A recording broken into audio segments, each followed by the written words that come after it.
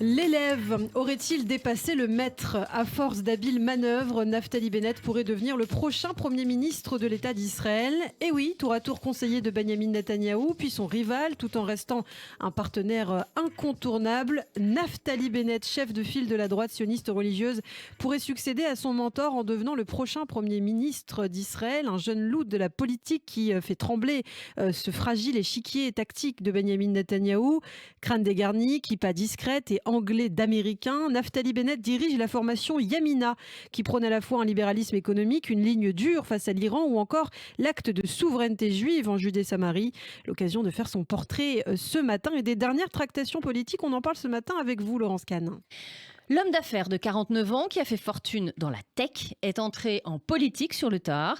Mais depuis 2013, cette figure du courant sioniste religieux occupait 5 portefeuilles ministériels. Le dernier, celui de la défense, c'était en 2020, qui l'a mené au pic de la pandémie de coronavirus en Israël à organiser une spectaculaire mobilisation de l'armée pour gérer la crise. Et oui, celui qu'on donnait mort politiquement il y a encore 2 ans et qui a fait un score plutôt médiocre aux dernières élections législatives de mars dernier, a toutefois su manœuvrer ces dernières semaines pour s'imposer comme le faiseur de roi. On a beaucoup entendu cette expression dans les complexes de négociations en vue de former cette fameuse coalition gouvernementale. Et jusque-là, Naftali Bennett avait joué sur les 2 tableaux et laissé planer le doute sur son intention ou pas de porter le coup final à Benyamin Netanyahou au pouvoir pendant 15 ans. C'est désormais sur lui, en effet, que compte le centriste Yair Lapid, qui a jusqu'à donc demain soir pour rallier suffisamment de partenaires à son projet de gouvernement du changement. Et son ralliement de dernière minute à cette alliance détonnante qui va de la gauche à son parti de droite en passant par le soutien des députés arabes a été négocié au prix fort, pas moins que le poste de Premier ministre. Pourtant, en mars dernier, Naftali Bennett affirmait que jamais au monde il ne laisserait Yair Lapid devenir Premier ministre. C'est ce qu'il disait lors d'une interview accordée à la chaîne de droite Channel 20 le 21 mars dernier. Je ne permettrai pas à Yair Lapid d'être Premier ministre, ni même dans un accord de rotation, et je ne participerai pas à un gouvernement basé sur le soutien de Mansour Abbas du mouvement islamique. Un retournement de situation plutôt déroutant. En tout cas, selon l'accord de rotation envisagé, Naftali Bennett aujourd'hui serait Premier ministre jusqu'en septembre 2023 avant de céder sa place pour 2 autres années à Yair Lapid. Chacun occupera alternativement le poste de ministre des Affaires étrangères. Et oui, une situation qui n'a pas fait l'unanimité. Si de son côté, Benyamin Netanyahou n'a pas masqué sa colère en parlant de cette union Bennett-Lapid comme l'arnaque du siècle, un sondage cité par Channel 12 révélait également hier que 61% des électeurs de Yamina affirment qu'ils ne voteraient plus pour le parti de Naftali Bennett après son alliance avec les partis centristes et de gauche.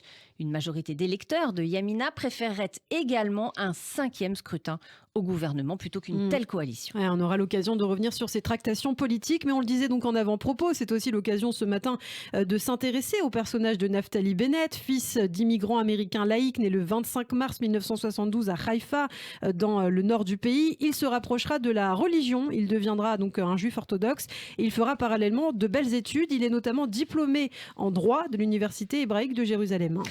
Oui, un parcours qui a su séduire autour d'un singulier triptyque mêlant son génie entrepreneurial, son expérience militaire et son talent politique. Ancien officier dans une unité d'élite de Tsahal, Sayeret Maktal, tout comme Benjamin Netanyahou, il fonde très vite, en 1999, sa propre société, une start-up baptisée Siota, spécialisée dans la lutte contre la fraude sur Internet. Et c'est grâce à cette entreprise qu'il s'impose donc au tournant des années 2000 et c'est un immense succès car sa start-up sera vendue quand même pour 145 millions de dollars en 2005. Il aurait donc pu, comme il se plaît d'ailleurs à le rappeler, finir sa vie à boire des cocktails dans les Caraïbes. Mais c'est sa mobilisation sur le front de la guerre de 2006 contre le Hezbollah au Liban qui le convainc de se lancer en politique et Naftali Bennett rejoint alors le Likoud où il devient le bras droit de Benyamin Netanyahou. En effet, après avoir dirigé le cabinet de Netanyahou au Likoud de 2006 à 2008, Naftali Bennett devient directeur général de Yesha, le conseil des habitants juifs de Judée-Samarie. Incarnant une droite nationale, religieuse et décomplexée, il se détache alors de son mentor, fondant en 2010 son propre mouvement Israël Sheli, qui signifie littéralement Mon Israël. Il condamne les analyses médiatiques jugées trop à gauche dans l'État hébreu. Et le sujet des Yishuvim, des implantations, deviendra d'ailleurs le grand combat politique de ces différentes campagnes, même si lui n'a jamais habité finalement dans une implantation, ce qui n'empêchera pas de faire entendre sa voix. En 2012, il prend les rênes de la formation de droite d'un autre parti, Foyer Juif, qui s'est ensuite greffé à d'autres micro-partis pour former Yamina, qui signifie à droite, connu aujourd'hui pour son égérie Ayelet Shaked. C'est le début là de sa véritable carrière politique. Il est arrivé au bon endroit, au bon moment, c'est ce on peut vraiment le dire. L'appareil politique du Likoud étant très lourd, il était difficile d'y faire évoluer la ligne et beaucoup choisissent alors de se tourner vers les plus petits partis. Ça, Naftali Bennett le comprend très bien. Dès l'année suivante, son ambition sera d'ailleurs récompensée. Et oui, puisqu'il sera nommé ministre de l'Industrie, du Commerce et de l'Emploi. En 2015, il obtient les portefeuilles de l'éducation et de la diaspora, puis devient ministre de la Défense en 2019, vous l'avez dit Laurence tout à l'heure, jusqu'en mai 2020. Et tout cela, c'est surtout grâce à Ayelet Shaked, car le tandem parvient à ratisser plus large que l'électorat traditionnel de la droite idéologique. Ils ont réussi, tous deux, à montrer que les valeurs incarnées par leur parti pouvaient fédérer au-delà des sionistes un petit peu court-termistes. Naftali Bennett a réussi donc à séduire une partie des juifs israéliens avec des propos aussi très patriotiques. Et on a de nombreux exemples de ces déclarations, notamment celle-ci: le conflit avec les Palestiniens, dit-il, ne peut être réglé, mais enduré comme un éclat d'obus dans les fesses. Voilà, je cite Naftali Bennett. Autre déclaration controversée, les terroristes doivent être tués, pas libérés. Terme lancé à l'égard des prisonniers arabes en Israël. Naftali Bennett avait également promis à l'Iran un Vietnam si la République islamique continuait, selon lui, de s'implanter militairement en Syrie voisine. Naftali Bennett est sans surprise fermement opposé à la création d'un État palestinien qui, selon lui, deviendra à long terme un autre État terroriste comme Gaza.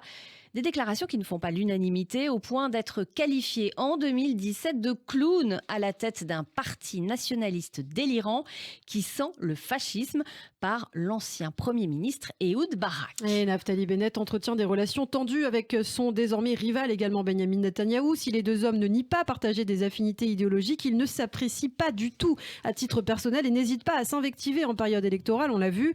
En tout cas, la force de Naftali Bennett, c'est d'assumer une pratique religieuse assez stricte, tout en étant extrêmement moderne sur la forme.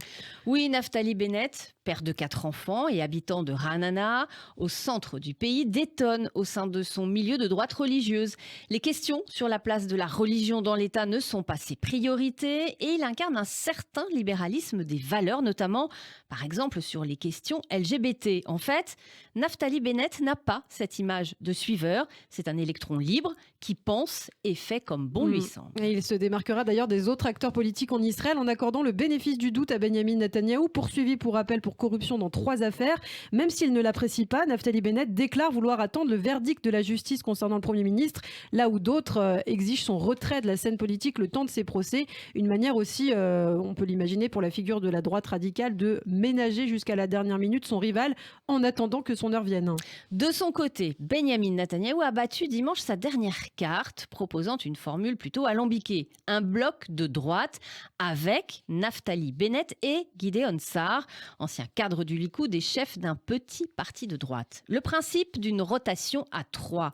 Mais les deux intéressés ont décliné l'offre, Naftali Bennett accusant le Premier ministre de chercher à emmener, je cite, tout le pays avec lui dans sa dernière bataille personnelle. Et quoi qu'il en soit, avant de toucher au but, ce nouvel homme fort de l'échiquier politique israélien doit encore attendre que l'accord soit finalisé avant demain minuit.